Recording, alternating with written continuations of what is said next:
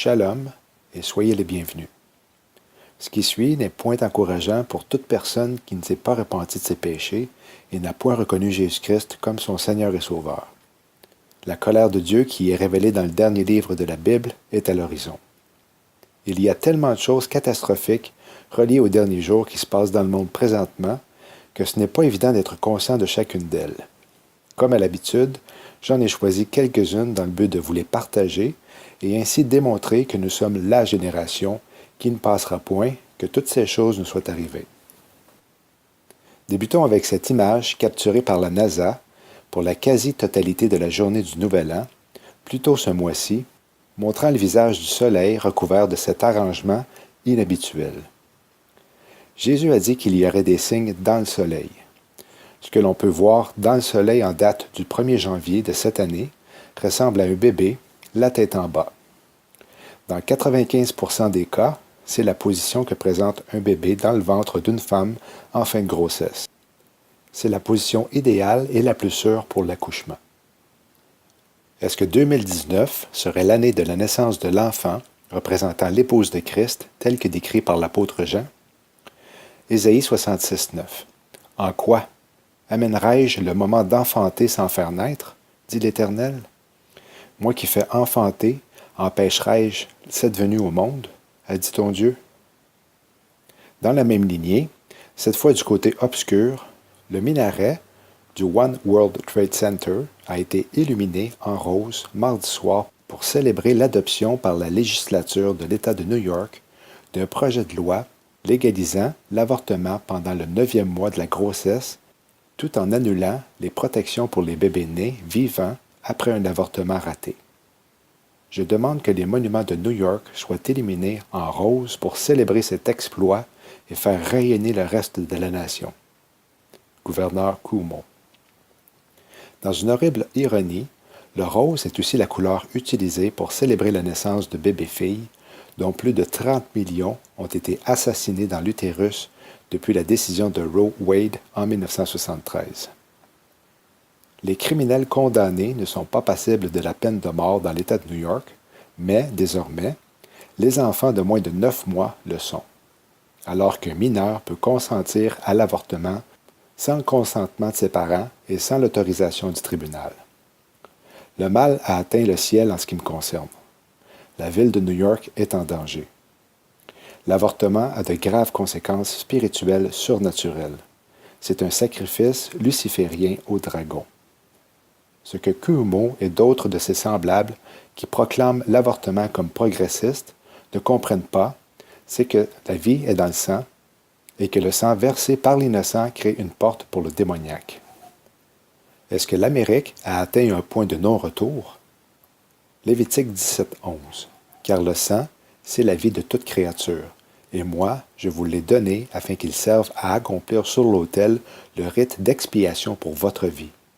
En effet, c'est parce qu'il représente la vie que le sang sert d'expiation. Tout avortement pratiqué verse le sang.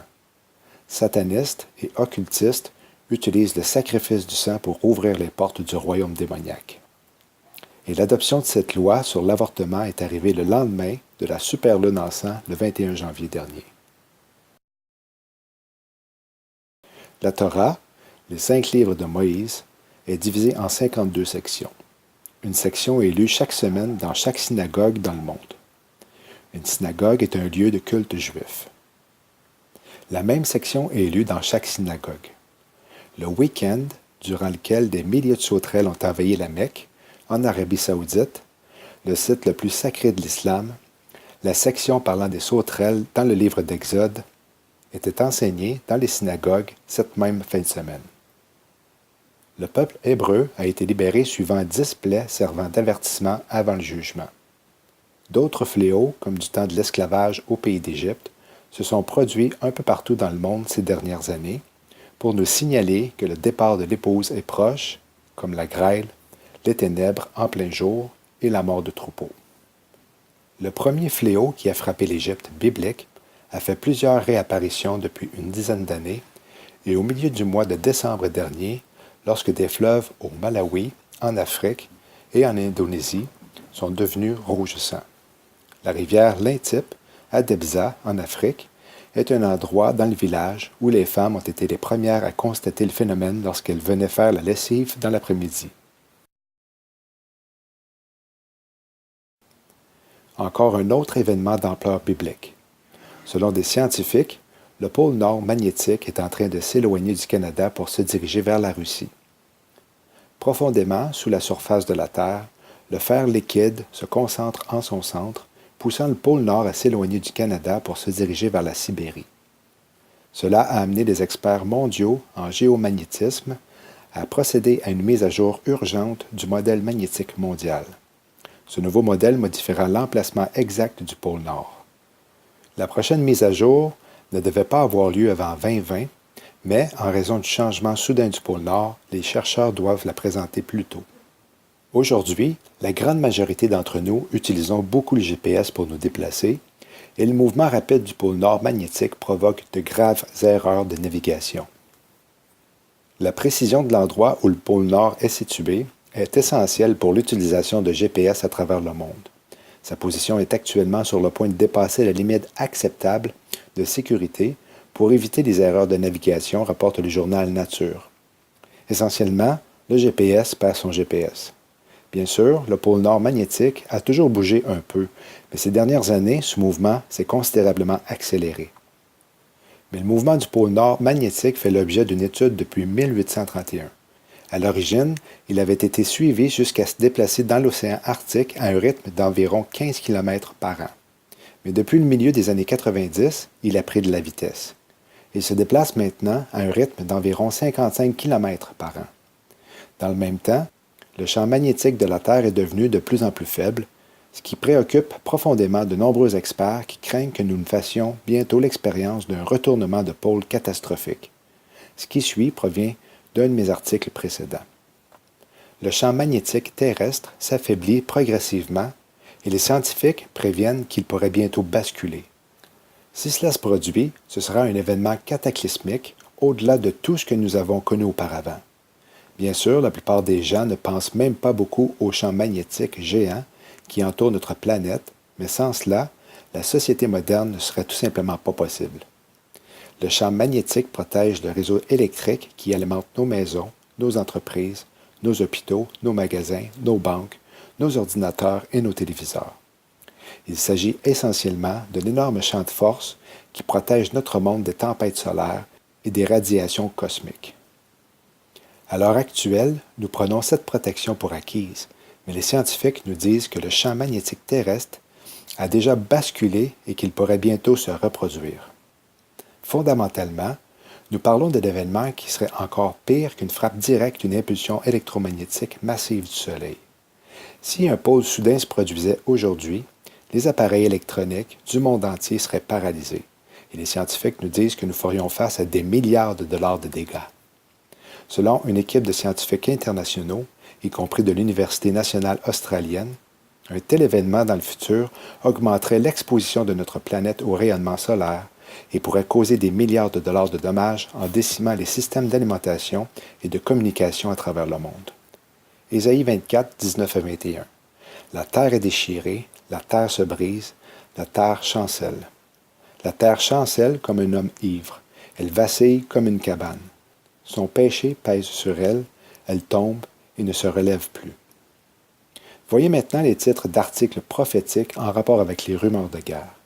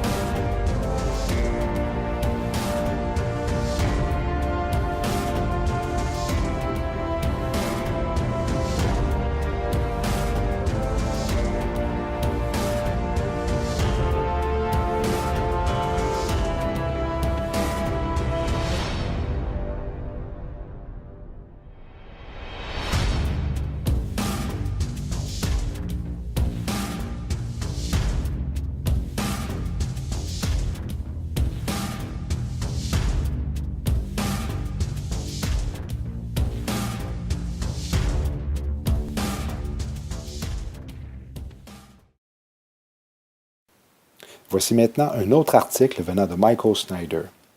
L'échange de missiles entre l'armée israélienne et les forces iraniennes basées en Syrie dimanche a constitué une escalade majeure d'un conflit qui règne à faible intensité depuis des mois. Le premier ministre israélien Benjamin Netanyahou s'est engagé à continuer de frapper le retranchement iranien en Syrie. Et de l'autre côté, les Iraniens et les Syriens ont modifié les règles de l'engagement de manière à permettre une réponse militaire contre Israël chaque fois qu'Israël frappe des cibles à l'intérieur de la Syrie. Cela signifie qu'il y aura plus de missiles dans les deux sens. Il semble inévitable que les deux parties franchissent finalement le point de non-retour. Et même maintenant, nous pouvons être dangereusement proches de cette ligne. À la suite de l'échange de missiles dimanche, le ministre des Renseignements israélien a déclaré qu'Israël se trouvait désormais dans un affrontement ouvert avec l'Iran. Mais les Iraniens ne vont nulle part et n'ont pas l'intention de faire marche arrière. Ainsi, Israël continuera de frapper la zone située autour de l'aéroport de Damas et autour de celui-ci, et les Syriens menacent de frapper l'aéroport Ben Gourion en retour. Si Ben Gourion est touché, nous verrons immédiatement des feux d'artifice au Moyen-Orient comme nous n'en avons jamais vu depuis des décennies. Et les Iraniens s'attendent à ce qu'un tel conflit éclate. En fait, plus tôt cette semaine, le commandant des forces aériennes iraniennes a déclaré avec audace que ses forces sont pleinement prêtes et impatientes de faire face au régime sioniste et de l'éliminer de la terre. Le mois dernier, un autre haut responsable iranien a expliqué très clairement ce que l'Iran compte faire. Le général Mohammad Reza Naqvi, commandant adjoint des affaires culturelles et sociales du corps des gardes de la Révolution islamique, a déclaré dans une interview accordée à la chaîne de télévision irakienne Al-Dujaba que la révolution islamique en Iran ne reculera pas, l'objectif d'effacer l'État juif. Et il a ajouté qu'il avait l'intention de lever personnellement un drapeau sur la ville de Jérusalem une fois qu'il l'aurait conquise. Il a juré de prendre part à cet effort. Nous sommes et nous continuerons d'être les soldats de l'Imam Khomeini, a-t-il déclaré, jusqu'à notre dernier souffle et jusqu'à la dernière goutte de notre sang. Je lèverai moi-même le drapeau de la révolution islamique à Jérusalem si Allah le veut. Commencez-vous à comprendre pourquoi la guerre entre Israël et l'Iran est inévitable? L'Iran est dirigé par un groupe de cinglés qui croient tous qu'ils ont le devoir religieux d'effacer Israël de la surface de la planète. Ils y pensent tous les jours quand ils se lèvent, et y pensent encore tous les jours quand ils vont se coucher. Jean 16, 1-3. Je vous ai dit ces choses afin qu'elles ne soient pas pour vous une occasion de chute. Ils vous excluront des synagogues, et même l'heure vient où quiconque vous fera mourir croira rendre un culte à Dieu. Et ils agiront ainsi parce qu'ils n'ont connu ni le Père ni moi. Le président Trump s'est engagé à faire tout ce qui est nécessaire pour défendre la nation d'Israël. Il a récemment été révélé qu'à un moment donné, la Maison-Blanche avait en réalité demandé au Pentagone d'élaborer un plan pour bombarder l'Iran. Bien entendu, les Russes sont déjà alliés avec l'Iran et leurs forces sont déjà en Syrie. Ils pourraient donc facilement être entraînés dans le conflit de l'autre côté. Nous parlons d'un scénario apocalyptique qui pourrait facilement mener à l'éclatement de la Troisième Guerre mondiale. Le rabbin Chaim Kanievski, l'un des plus importants rabbins de cette génération, a fait une déclaration choquante affirmant que le Messie précéderait les prochaines élections israéliennes. Plusieurs rabbins ont noté que l'Écriture est sur le mur et que le processus menant au Messie a déjà commencé, pour ceux qui ont les yeux pour le voir. Le rabbin Yekutiel Fish, un expert de la Kabbalah, a donné une leçon cette semaine dans laquelle il a expliqué comment le Messie était imminent. Le rabbin Fish a cité le rabbin Chaim Kanievski, l'un des plus célèbres rabbins harédis de cette génération, qui avait commencé à prédire l'arrivée du Messie il y a quelques années à peine. Fish a souligné que Kanievski était particulièrement apte à anticiper l'arrivée du Messie. Non seulement Kanievski est-il l'un des Juifs les plus instruits et les plus justes vivants aujourd'hui, mais il existe un autre indice de son lien avec le Moshiach. Le prénom complet du rabbin Kanievski est Shar Yanu, Yosef Chaim Ben, le fils de Myriam. Rabbi Fish a noté que les premières lettres de chacun des noms hébreux du rabbin Kanievski peuvent être réorganisées pour épeler Moshiach. Rabbi Fish a raconté une histoire qui vient d'être racontée dans les cercles harédis en Israël. Un jeune érudit de la Torah, originaire d'Israël, a été accueilli pour le sabbat il y a quelques semaines chez un disciple du rabbin Kanievski. Le jeune homme a rendu visite à Kanievski pendant le sabbat. Il a demandé au rabbin s'il devait demander la citoyenneté israélienne afin de voter pour le parti Haredi aux élections israéliennes du 9 avril. « Ce n'est pas nécessaire, répondit le rabbin Kanievski. Le Messie sera déjà là avant les élections. » Le jeune homme n'était pas sûr d'avoir entendu le rabbin correctement. C'est pourquoi, après son départ de la maison, il demanda au petit-fils de Kanievski, un rabbin vénéré à son tour, de confirmer sa réponse. Le petit-fils entra dans la chambre du rabbin et demanda de nouveau. Le jeune homme doit-il demander la citoyenneté avant les élections? Le rabbin Kanievski a répondu « Je lui ai déjà dit qu'il n'y en avait pas besoin. Le Messie sera ici avant les élections. » Rabbi Fish a souligné la nécessité pour le rabbin Kanievski de faire de telles déclarations. Les gens doivent agir de manière pratique pour se préparer au Messie, pas seulement en parler, a déclaré Rabbi Fish à Breaking Israel News. Le rabbin Kanievski appelle tous les Juifs religieux et tous les Juifs en général à se rassembler pour faire preuve d'unité, et pas seulement pour les élections israéliennes ou les intérêts nationaux. Notre objectif ultime en tant que nation est d'amener le Messie, et nous devons être unis, nous aimer réellement les uns pour les autres. Le rabbin Pinchas Winston, un expert des sources juives concernant le Messie, évite généralement les prédictions de l'arrivée du Messie sur la base d'une date précise, mais note « Vous devriez savoir que les Juifs qui vivent dans une conscience du Messie prennent ces prédictions au sérieux », a déclaré le rabbin Winston à Breaking Israel News. Les gens qui n'ont pas été formés correctement pour voir cela ne peuvent pas le voir. Ils ne le verront pas même quand cela se passe sous nos yeux. Winston a noté que le paradigme de cette capacité à voir la rédemption était implicite dans l'histoire de l'Exode d'Égypte. Moïse a marché 79 ans et quand il s'est révélé, tant de gens, juifs et égyptiens, ont été surpris. Il y a 8 jours, Rabbi Fish avait prédit que l'éclipse lunaire de la lune de sang, qui aurait traversé dimanche le continent américain, serait un présage significatif, d'autant plus qu'elle coïncidait avec la fête juive de Tu Bishvat. En fait, une frappe aérienne sans précédent de l'aviation israélienne contre des cibles militaires iraniennes dans le sud de la Syrie a conduit dimanche à une intensification du conflit. Un général iranien a déclaré que ses forces étaient prêtes à détruire Israël, et le ministre du Renseignement israélien a qualifié la situation de confrontation ouverte avec l'Iran. Il est vrai que le rabbin Kanievski a déclaré que le Moshiach était imminent depuis quelques années, mais ce n'est pas très long quand nous parlons du Messie, a déclaré Rabbi Fish.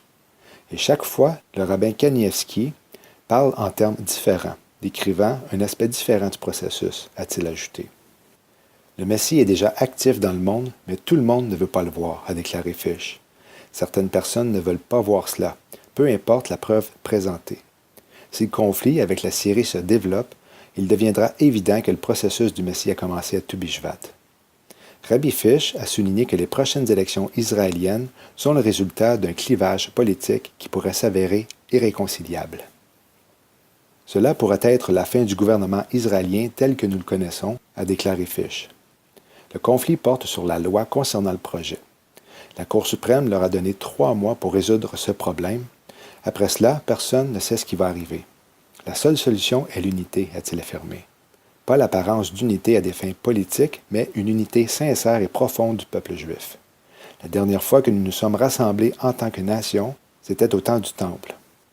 Si cette crise politique ou la crise militaire nous rassemble, le résultat pourrait être le Messie. Le rabbin Matityahu Glazerson, un expert des codes de la Torah, a également évoqué cette déclaration dans une vidéo récente. En utilisant un programme de la Torah qui cherche des séquences de lettres équidistantes dans la Bible, le rabbin Glazerson a effectué une recherche d'expressions pertinentes concernant l'annonce de Kanievski. Il a noté que le terme « le Messie viendra » apparaît une fois dans Lévitique 23, à côté des lettres signifiant l'année hébraïque actuelle 5779. Le rabbin a également noté que le mot « de Purim » figurait dans le tableau. La fête de Purim aura lieu le 21 mars de cette année, 3 semaines et demie avant les élections israéliennes. Le mot « repentir », « croyance » est également inclus dans le tableau. La tshuvah et la croyance sont ce qui amène le Messie, a déclaré le rabbin Glazerson. Même dans les temps propices à la venue du Messie, sans Teshuvah, il ne peut y avoir de Messie. Et la foi est ce qui conduit à la délivrance d'Israël.